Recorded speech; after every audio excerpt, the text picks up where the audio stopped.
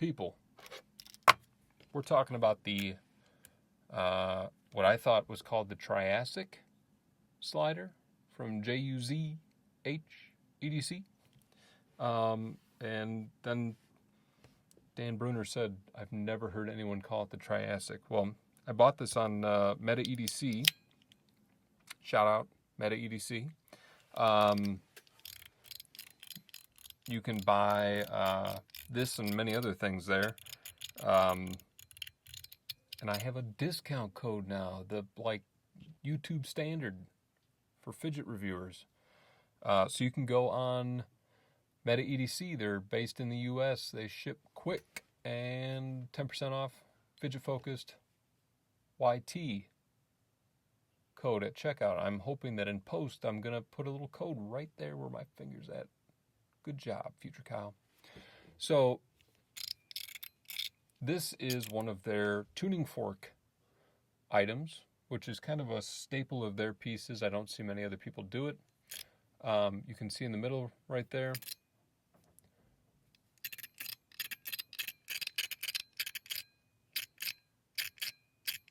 There's a little tuning fork feature.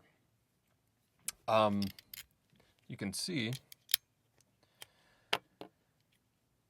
that those are just magnetic plates for this internal fidget. All right, there's the slider right there, naked. I'm going to instruct you to check out Dan Bruner's YouTube channel, just called Bruner, and I'm hoping in post, Future Kyle will put a little, put his last name right there so people can just check out his channel. He did a teardown of this thing that was beautiful. It was about 40 minutes long, which is how long it needs to be able to understand how this thing goes together, or how you take it apart and how you put it back together. I'm not going to attempt that right now, other than to show you as well as I can. Zoom. Just like the Top F from Metal Toys, there are balls that go on the side, and there are balls that go on the track there. So you got side and side. And so those balls that are in between here, they are what's holding this together. They're what's stopping it from just flying off the tracks. And then the balls on the bottom, I guess, just make it slide smooth. One thing I was having trouble figuring out that I'm going to show is, once I got it all back together, I was hopeful that it would have a nice tuning fork sound, and it didn't. And I was like, what? How am I going to take this whole thing apart to get that tuning fork to make noise? What I did, instead of taking it apart, hold the phone, was I literally stuck tweezers in there and bent that tuning fork up just ever so slightly. All right, so extend it all the way down, and you see it's got those that ribbing in there that makes it bendable. And you don't want it to come out past that lip, or your slider's going to get caught. But the less that it's touching anything,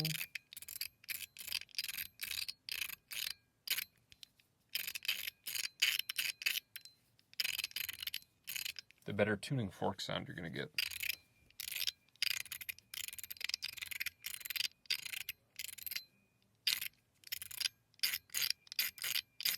So it is by far,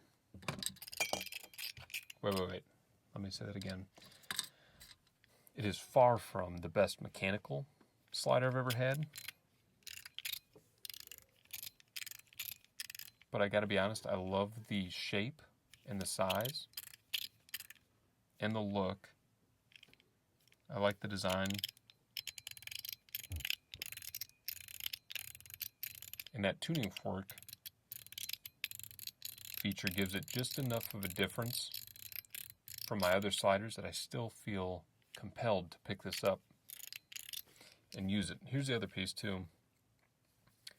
There's two different tracks. So if you want, you can put in its ball plungers on this side, which is just like a little ball inside of a metal cylinder. So you're not messing with balls and springs.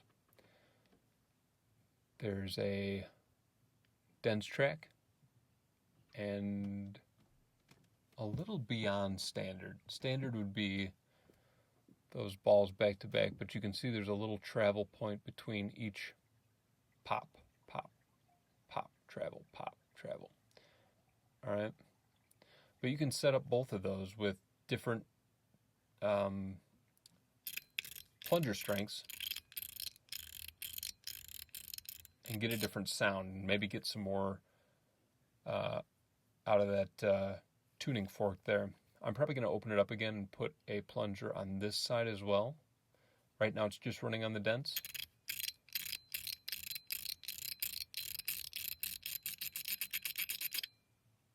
Interesting. So that is maybe the Triassic slider. If not, it's just the JuzhEDC mechanical slider. All right. Thanks, folks.